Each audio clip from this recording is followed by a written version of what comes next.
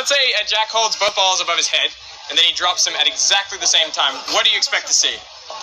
Well, they're going to hit the ground at the same time. I expect them to both land at the same time. Same time. Same time. Some clarification. The black ball is heavier than the basketball, and they are all held above the head and left to fall simultaneously to the ground. The question is, which one will fall first? The black ball, which is heavier, or the basketball, which is lighter?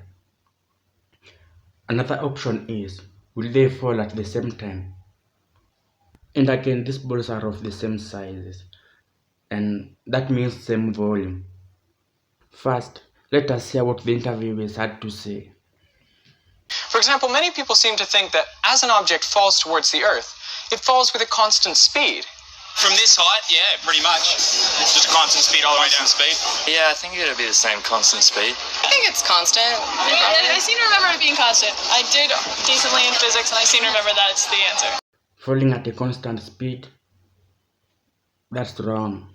That is acceleration, and at different stages, acceleration will be different.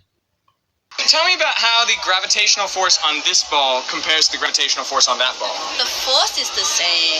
It's going to be very similar. In terms of gravitational pull, they're both at the same, and they'll fall at the same rate. I'm not like Einstein, but same gravitational force around the whole world, right? Because the gravitational pull on the Earth is the same on both objects.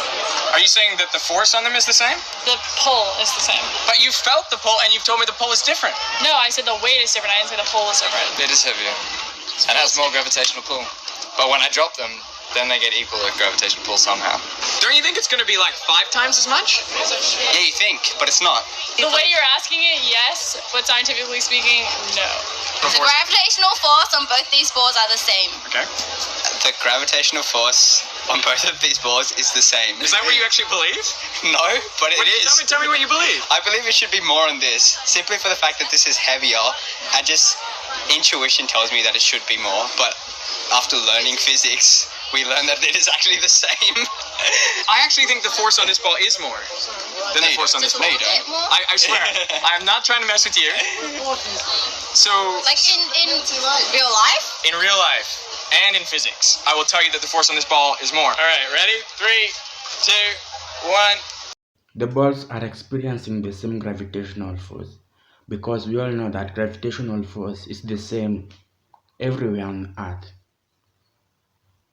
Let's say Jack holds both balls above his head, and then he drops them at exactly the same time. What do you expect to see? Let's leave that alone. And this is my instance. When Phil Foden is kicking the ball, and his son, Ronnie Foden, is also kicking the same ball, which one will go further?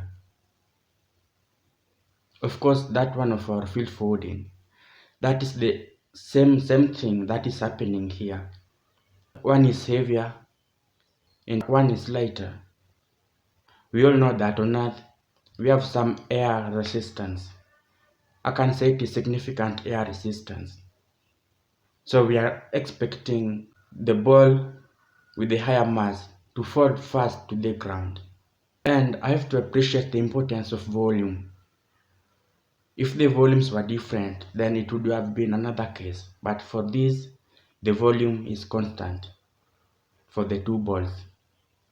2, 1.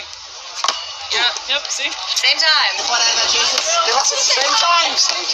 I would say the force on the medicine ball is like a lot more, because it's got a lot more weight, it's got a lot more mass, but it's got a lot more inertia. Oh. You guys remember that, right? It's got a lot of resistance to acceleration, so it takes more force to get it accelerating at the same rate as this ball. And that's why they accelerate at the same rate. Thank you guys so much for playing along. I appreciate that. Sorry, Thanks, Jared. Jared. That's all right. However, there's one exception. That only happens when the experiment is carried out in a space where there's no air resistance. Then we are expecting the two balls, both heavy and the lighter, to fall at the same time, because there's no air resistance. And again, gravitational force doesn't apply.